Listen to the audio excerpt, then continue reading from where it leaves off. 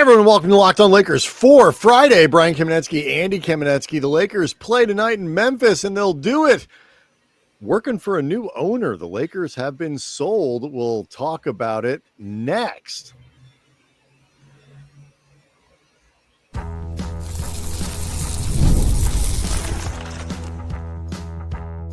You are Locked On Lakers, your daily Los Angeles Lakers podcast, part of the Locked On Podcast Network, your team every day. Thanks to everybody for making Locked On Lakers your first listen of every day, Monday through Friday, no matter where you get your podcast. This one, it's always free, never behind a paywall, and Locked On Lakers on YouTube. It's where you can hang out with almost 37,000 subscribers to the channel, Andy, all of whom are wondering what the future holds for the Lakers now that the sale, which you knew was coming. We knew that the sale from the Buss family to Mark Walter and partners was on its way, but it happened a little quicker than people thought. It was approved by the NBA's Board of Governors on Thursday, meaning the dawn of a new era tonight in Memphis. Friday night's game, the first in a long time where the Buss family was not the primary owner of the team. So we'll get to that in just a moment. But first, I need to tell you that today's episode is brought to you by FanDuel. Right now, new customers can bet just $5, and if your bet wins, get $300 in bonus bets to use across the app. Head to FanDuel.com to get started. We've also got some updates on the potential availability for Luka Dončić, whether tonight in Memphis or Sunday in Miami. Sunday. Yep. But that's actually, it's Miami at home, I believe. Yes, but it is. Sunday's game against the Heat. We'll update you on that. But I think, Andy, the big news is that the Lakers are no longer owned primarily by the Buss family. Mark Walter takes over as the NBA's Board of Governors approves the sale. Yeah, it is not an overstatement to say that. Forget that this is a historical day, obviously, for Lakers franchise history. To put this in perspective, the last time anybody not named Buss was the primary owner of this team, you gotta go back to the 70s. Like, it has been a very, very long time. But it's not just a big day for Lakers franchise history. It's a big day for NBA history, for LA sports history. I would go so far as to say, given what the Lakers mean globally, just sports history, period. As you noted, everybody knew this was coming, but it seems a bit ahead of what was initially anticipated. And also there was some belief that this could take, into the winter, perhaps into the spring, right? Just based on the NBA's calendar. And also, I think what took people, surprise might be overstating it, but certainly was like, oh, wow, like this is really moving along. It's not simply that the NBA Board of Governors, team owners approved this majority stake sale. It was that Mark Walter then turned around, bought the thing, and everything was concluded today. So it is truly like lock, stock, and barrel. We are done. From the Lakers press release, Mark Walter said, the Los Angeles Lakers, quote, are one of the most iconic franchises in all of sports, defined by a history of excellence and the relentless pursuit of greatness. Few teams carry the legacy and global influence of the Lakers, and it's a privilege to work alongside Jeanie Buss as we maintain that excellence to set the standard for success in this era, both on and off the court. Jeanie Buss, statement from her, quote, over the past decade, I have come to know Mark Walter well, first as a businessman, then as a friend, now as a colleague. He has demonstrated time and time again his commitment to bringing championships to Los Angeles. And on behalf of Laker fans everywhere, I am beyond excited about what the future has in store. And then we'll get into all of this, but this particular part of the Lakers statement definitely is worth piecing through. Quote, Jeanie Buss will remain governor of the Los Angeles Lakers and continue to oversee day-to-day team operations for the foreseeable future. Her continued leadership reflects Walter's view that professional sports are an unsurpassed global platform for inspiring performance, purpose, and community. The Lakers represent a cornerstone of that vision and he believes in continuing with the winning leadership that has made the franchise a dominant force. So a lot of excitement being expressed by both Mark Walter and Jeanie Buss, and a lot to think about in terms of what comes next, including parsing language. Yeah, I mean, look, I think you can dive as deep into the tea leaves as you want. There will be change. The question, I think, just becomes how quickly will it come, and in what form? Change. Right, and I think you can divide this up into two categories. The first one is the infrastructure around the team, stuff that costs money that you build up, in a team, whether it's, I mean, they got a pretty nice facility down in El Segundo. I don't, they're not going to run out and build another one, but whether that means building up your training staff, or if there's other things, places that money could be spent. If you need you need 3 or 4 more people to help you with X, Y, or Z. You and I both talked about, over time, the basketball operations staff is going to increase in size. I think that is almost a given. Now, does that mean Rob Pelinka won't be running it? It doesn't necessarily mean that he will. It doesn't necessarily mean that he won't. When Mark Walter took over the Dodgers, Ned Colletti stuck around in the role that he had for a couple of years.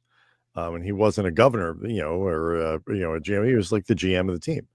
And so, we'll see, I think, infrastructure changes relatively quickly. I think in terms of like how long Jeanie Buss is the governor and in charge of day-to-day operations of the team, I think that's something that we'll see. Well, we'll definitely see how long it lasts. The foreseeable future is however long one defines foreseeable and what that means to them. Table that for a second. As far as Rob Pelinka, the big thing that jumps out to me, because I agree with you, I would be stunned if the front office remained as insulated as it has been, traditionally, but under Jeannie's watch, and we've both always felt that is a combination of, I think, maybe a quarter not wanting to pay more people, economics, whatever, 75% or more, Jeanie doing most of her hiring based first and foremost on personal relationship, personal trust, as opposed to professional acumen, and keeping a very, very tight circle and that comfort level that has been there for her. And I just I ascribe the size aspect of it more to Rob than Jeanie, and I ascribe Rob's ability to make those sorts of decisions about what the department looks like to Jeanie. So I mean, I don't think Jeanie necessarily objects to the idea of more people if she could find more people that she trusted, and then that she felt comfortable with. I think it has been in Rob Pelinka's best interests over the years to keep that department small. Oh, I don't disagree with you there. And to keep the number of people who Jeanie trusts, that are in her ear, so to speak, or could be in her ear, relatively small and reasonably loyal to him. I don't disagree with you there. If you're asking, this is what I was getting to. We can debate how much this is Jeanie wanting it versus Rob wanting it. I think the answer is they both want it that way, just not for the same reasons. Mm-hmm. I'm not saying that Rob wants a larger staff and Jeannie's the one standing in the way. I completely agree with you. Rob wants as much unilateral consolidation of power as possible and has been very good at maintaining it. I'm just saying I don't think Jeanie is inclined to expand the circle regardless of whether Rob wanted it that way or not. I think her inclination is always to keep everything tight because she bases a lot of things on personal trust, personal comfort level, and does not like to stray outside that circle. And that includes how she hires in the first place.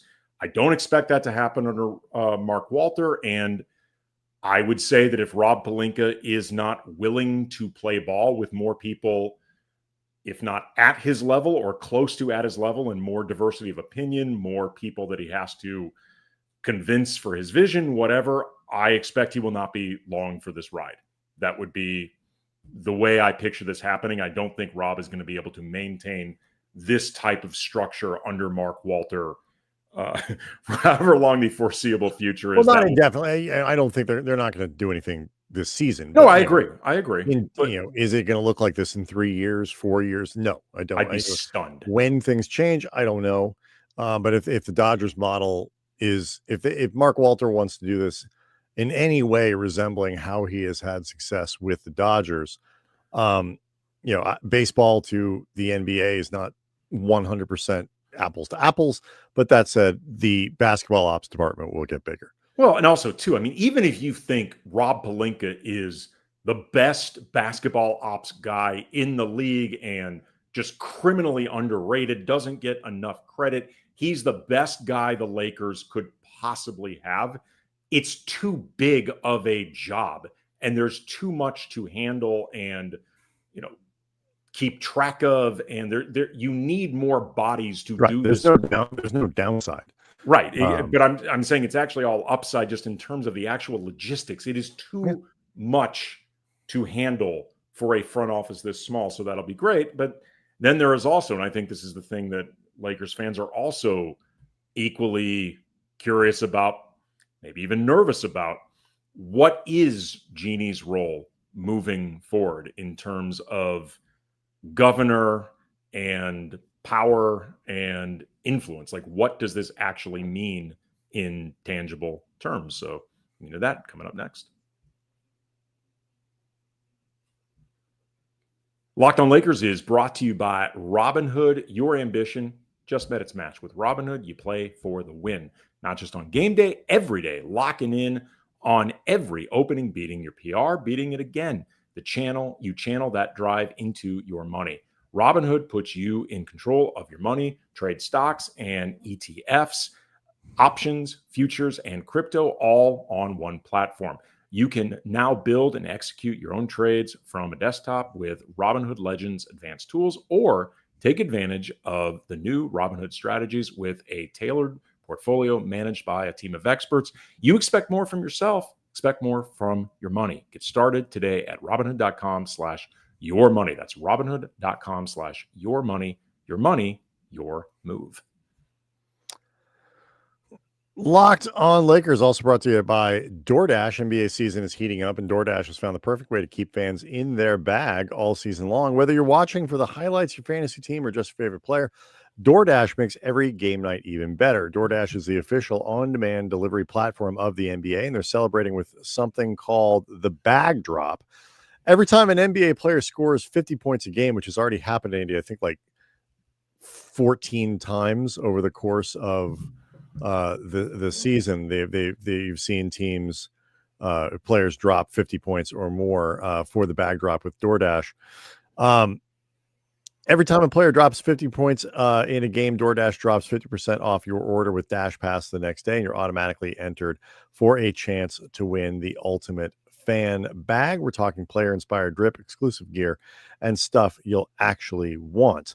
It's fun that it's not just for food. You can get everything from snacks to drinks, headphones, even ice, all delivered to you. So next time someone goes off for 50, use the promo code NBA50 the next day and get 50% off on DoorDash with Dash Pass, plus your shot at the bag drop. Dash Pass members get 50% up to off up to 10% or $10 the day after a 50-point game with the promo code. Terms apply. No purchase necessary. Ends April 30th. Open to U.S. residents 21 or older. Visit DoorDashInYourBag.com for full details. DoorDash in your bag all season long.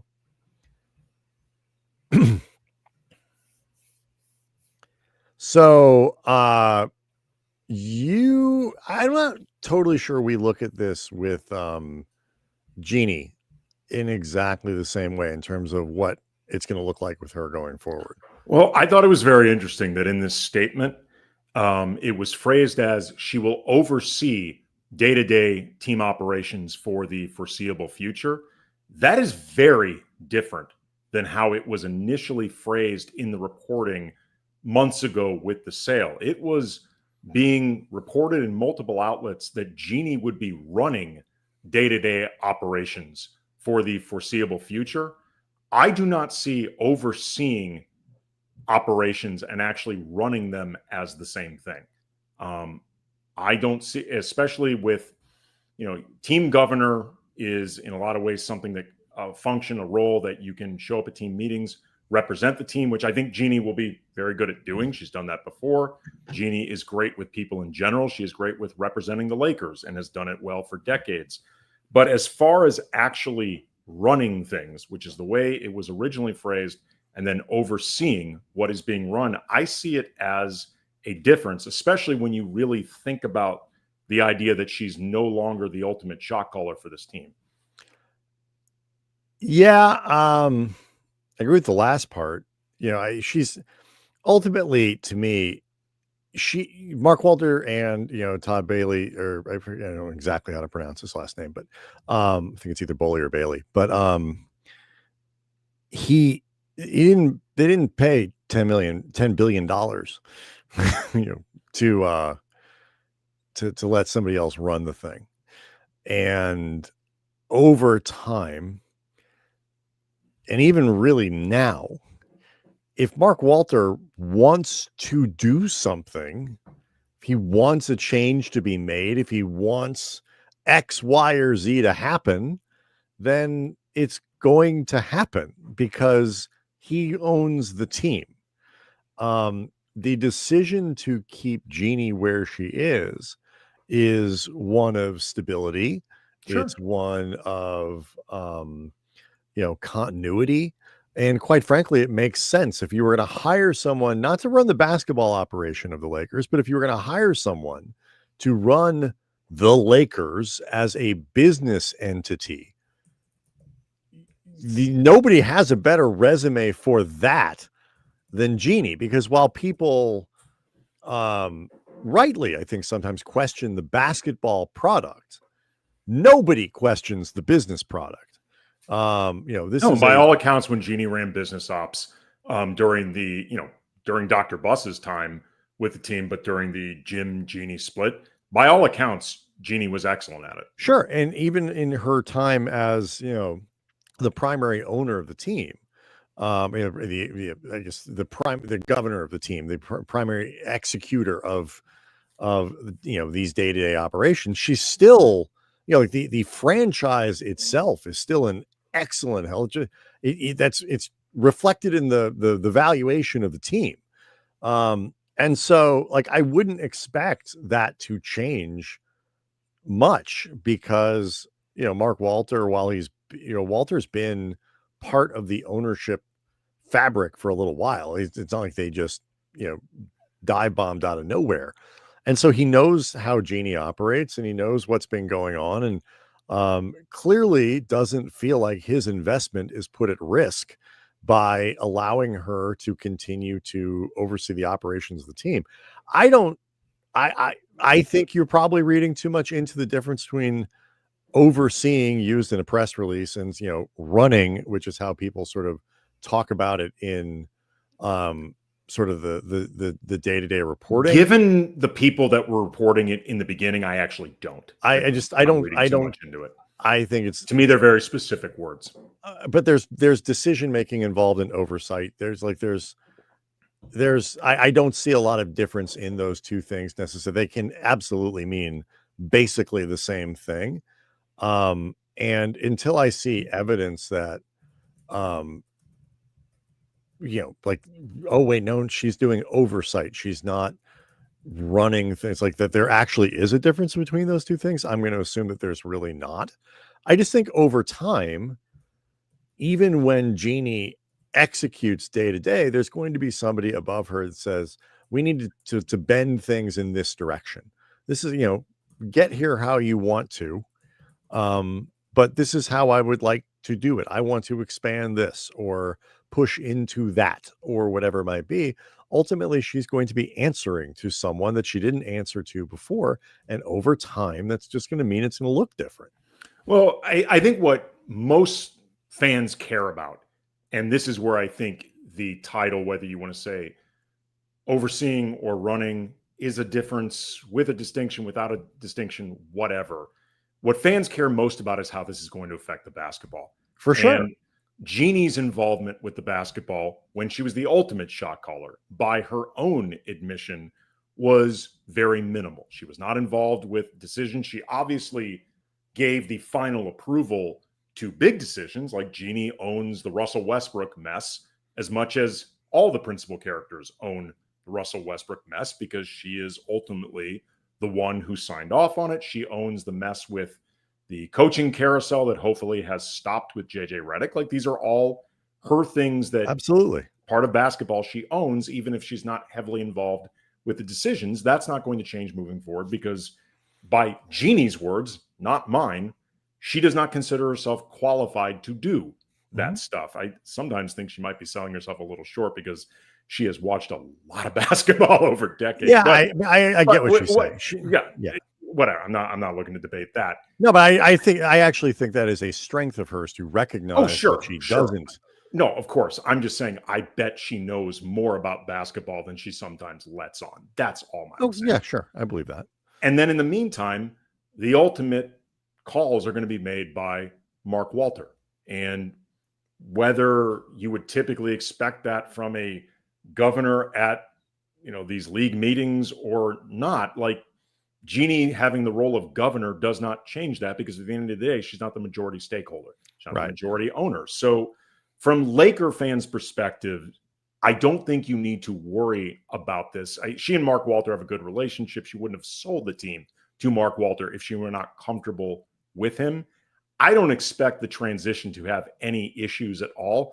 But for the piece of this that fans care most about, it truly will not be a problem. No, I don't think so at all. I mean, I think ultimately this would be a good thing. Yep. It's,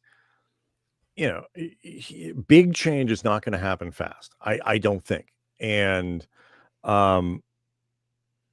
if the team performs, we may not see massive changes, to the roster of decision makers very fast. So it may not happen. Like, if the team performs, people will keep their jobs.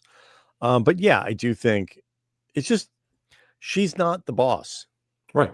She's just not. Like, she is a CEO. She's whatever, but she's not the boss. She's not the owner of the business. She is not the board. She has someone over her now in the flow chart, and that that's the part to me when you read the stories about will be the governor and run the team for the foreseeable future, that I just don't find to be 100% truthful in the framing, just because definitionally it cannot be the same unless Mark Walter just is an absentee owner. Right. But I guess maybe that is why I think the language matters.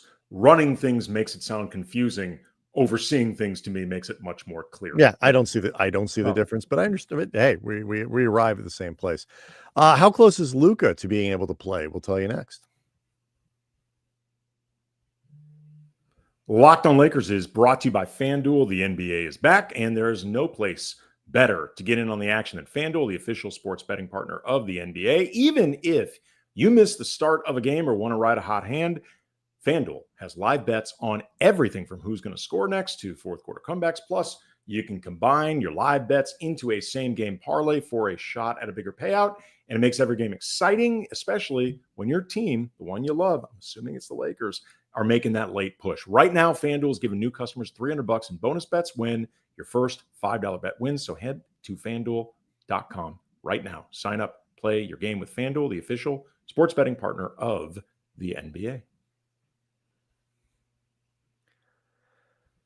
So a week or so ago, Andy, when Luka went out, that was before Friday's game, I believe it was. And it makes it a week.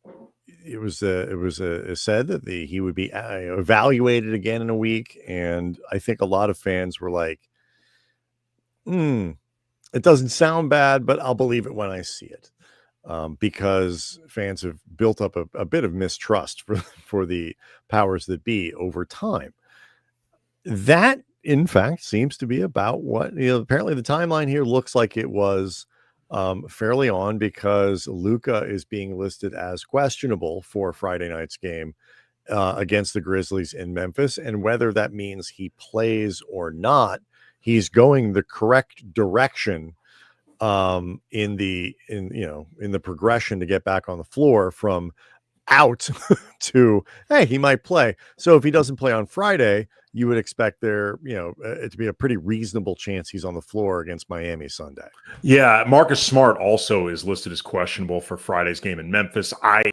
This is me purely speculating, but if I had to ballpark or guess, I would bet on Marcus Smart playing before I would bet on Luka playing, just because Smart had been trending in that direction earlier than Luka. Right. Smart was questionable and then downgraded to doubtful for Wednesday's game. Right. But at least he had been on the injury list as questionable to that point. Right. So I am hoping that maybe a couple extra days would be all that's needed, and Marcus could be available Friday in Memphis, where he will definitely help the team, being an additional ball handler. The team, we've been through this. Austin Reeves has been awesome, but I think he could use and would appreciate a little more help. Plus, Marcus Smart revenge game, perhaps. Memphis.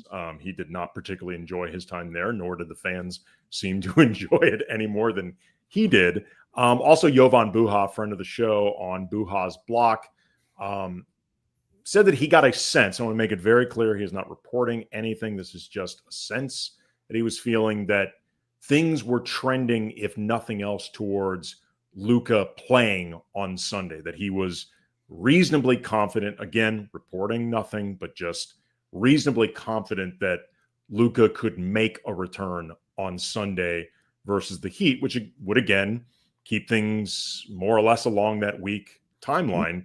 And missed a week, and makes a week's worth of games out from Friday to Friday, and you're back the Sunday following.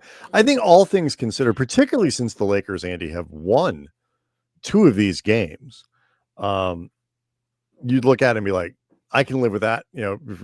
Say they, surprisingly out for this game on Friday. Oh my God, could be they play 6 times in 9 days. Like, this could be a disaster. What if you end up basically playing 500 ball for that, a 4-game stretch where Luka isn't there, beating a couple decent teams in the process. I don't think anybody's going to argue with that. Yeah. And, also, we did not get into this, but a couple days ago, the Lakers assigned Adu Thiero to South Bay. And that is significant because it signals a return to 5-on-5 workouts. He has not quite, I believe, gotten to full contact yet, but Mike Trudell from Spectrum Sportsnet reported that he is getting closer. JJ Redick is very excited by the potential, and we're still very, very early in this process, but the potential that Adu Thiero brings in terms of athleticism and energy and defense and just the way that he plays. I remember we had Mike Garcia, Canyon Driver, a very, very good evaluator of college talent. He was incredibly excited that the Lakers managed to trade up twice in the second round to get Thiero. He is extremely high on his potential.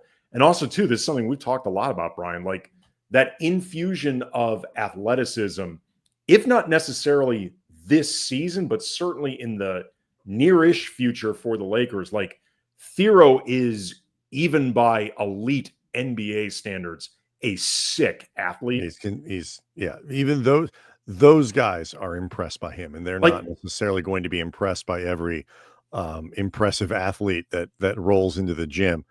It's also worth pointing out, like, part of what is the calculus here is the G League folks are actually now just opening up training camp, so they will be practicing significantly more than the Lakers will be, and so by being assigned to the G League team, it gives Thiero a chance to really practice. Like, And it may, like you said, maybe is still a little bit of time before he is doing everything with that group, full speed, full contact, full scrimmages and stuff like that. It is a sign that he is ramping back up. You sort of hope that, at least I sort of hope that we don't see him with the Lakers much unless it's in that sort of one of two scenarios. The first is, man, the Lakers are really blowing out a lot of teams. And it's a home game, and Thiero doesn't have to miss G League opportunities to be there. Like, he's young. He can play play a G League game the night before and sit on an NBA bench the next day and play 3 minutes. So like, garbage time stuff, goods for the Lakers. Or everybody's just so damn surprised by how advanced he is. I think that is an unlikely thing. He is an extremely raw prospect on like sort of the NBA level. People think he can evolve into an excellent defender, and he's got good defensive instincts, but as an offensive player in the NBA, beyond anything but get out on the wing. No, his range is the rim. His range is the rim. Do not expect Adu Thiero to be a contributor this year. No, but here's what I think, though, is interesting with Thiero. We've talked about how this period where the Lakers have been down a lot of players has exposed issues with the back end of the bench that, to be fair, most teams cannot play 1 through 15 confidently, but the lack of readiness 11 or 12 through 15 and with the two-way guys becomes a problem when you're missing 4 players in the rotation. It's why Dalton Knecht, his last game and a half, is really important. It's not just about reestablishing Dalton's value both for this team and maybe around the league in a trade. It's they need somebody who can help. With that in mind, if Thiero can be put on the court for 6 minutes, 7 minutes, and things don't collapse, that would be useful, if nothing else, until we start getting everybody back. Like, it would be helpful if you could just put him out there for a couple short stints without things really going sideways. I'll tell you what would worry me about that is that would mean to me, because I don't think he's anywhere close. I don't think is expected to be full speed and like fully cleared much more meaningfully before LeBron would be. And so, Luka should be back in the lineup. LeBron should be back in the lineup and all that kind of stuff. If you need to do Thiero to play for you, it probably means LeBron has been much slower getting back than I would like. And I wouldn't even true. It'd be great if Thiero can do that. It would be found money. I still think that is way beyond what anybody should expect. It is not something the team would or should, put down as a potential possibility. It'd be great, but I would never expect that to be.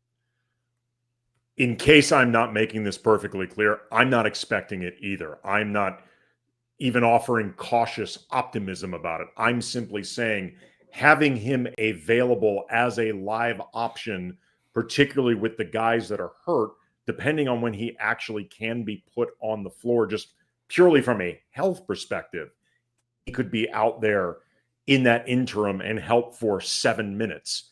That could be helpful. That's all. I am not in any way predicting that it would be possible. Either way, though, that infusion of athleticism, you and I were a couple days ago, we're trying to think of the last time the Lakers had a young player, like really young, with that type of upper end athleticism.